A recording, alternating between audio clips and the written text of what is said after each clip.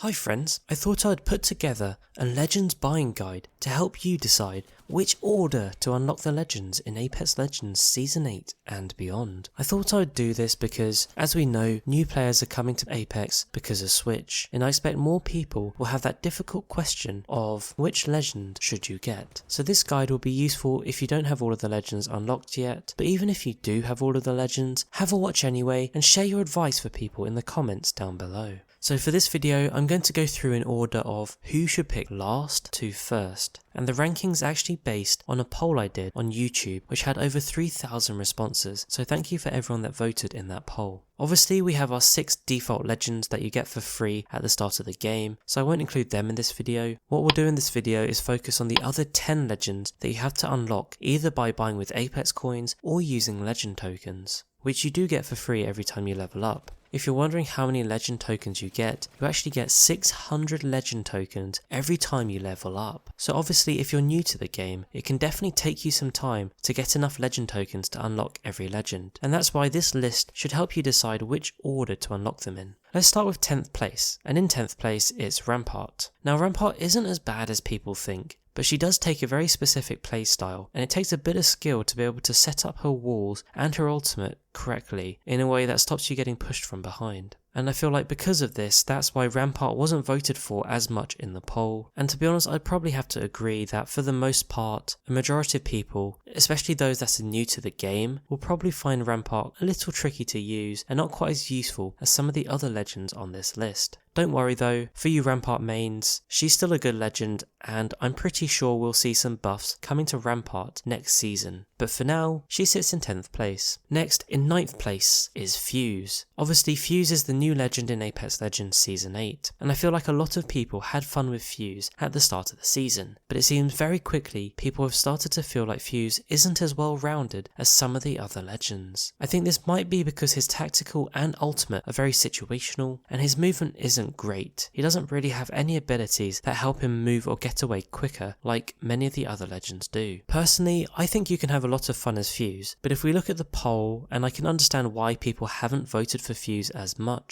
I think 9th place is about where he sits for now. In 8th place is Crypto. Again, Crypto didn't get as many votes in the poll, but I would say Crypto's a very good legend, but it takes a specific skill set to be able to use Crypto. And I feel like if you haven't unlocked all of the legends yet, you probably don't really have the right skill set to use Crypto effectively. But like I said, Crypto can be a very effective legend, so maybe he's one to think about a little later, and that's why he sits in 8th place. In 7th place we have Loba. Again, Loba's another one that didn't get too many votes in the poll, and I think it's fair to say Loba is a little underpowered. It takes a little bit of refinement and experience to use Loba effectively, although I would say her ultimate is really useful, and if you're new to Apex, you might find it a little tricky to loot up fast, so Loba's ultimate could definitely help with that. But overall, if we look at Loba as a legend, I think it's fair to say a lot of people don't really fit her playstyle and don't really enjoy playing with Loba, so I think 7th place is fair. But obviously me as a Loba main, I still like to use Loba, her playstyle suits me quite nicely. Next we have Revenant in 6th place. Now there are a fair few votes for Revenant in the comments, and in many ways I can see why. Revenant's totem is super useful, and it will definitely help you offensively and defensively, but again I do feel like his tactical takes some practice to use, or at least use effectively, and his passive again is useful but nowhere near as strong as some of the other legends on this list. Again, Revenant's another one I think we will see some buffs in the future, maybe not next season. I think Loba and Rampart are higher on the buff list for priority for respawn, but I think Revenant is definitely on that list as well.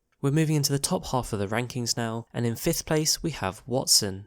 There are a fair few Watson mains out there, and Watson did get a fair few votes in the comments, much like Revenant. In fact, she got a few more votes than Revenant in the comments, and that might be because of the recent buff she's had in the Chaos Theory event, which means she now has passive shield regeneration, which is super useful. It's not very fast, and it's half the speed of Octane's health regeneration, so it's definitely not overpowered, but it is useful. Watson's another one, a bit like Crypto, I would say does take some skill to get used to how she works, to set up her fences effectively, put them in the right place, but also in the right way to make sure they're hard to destroy. And the same goes for her ultimate. Personally, I'm a big fan of Watson, but again, I think if you haven't unlocked all of the legends yet, Watson in 5th place is probably about the right order for those that are a little less experienced. In 4th place we have Mirage. In recent seasons, Mirage has had a gradual buff over time, and this has now seen him turn into a really effective legend that's actually able to bamboozle people as he is meant to. And also the fact that Mirage's decoys now have footsteps, that makes it even stronger. Mirage is also in 4th place not only because he's super effective now, but also he's a lot of fun. It's so satisfying to actually bamboozle people.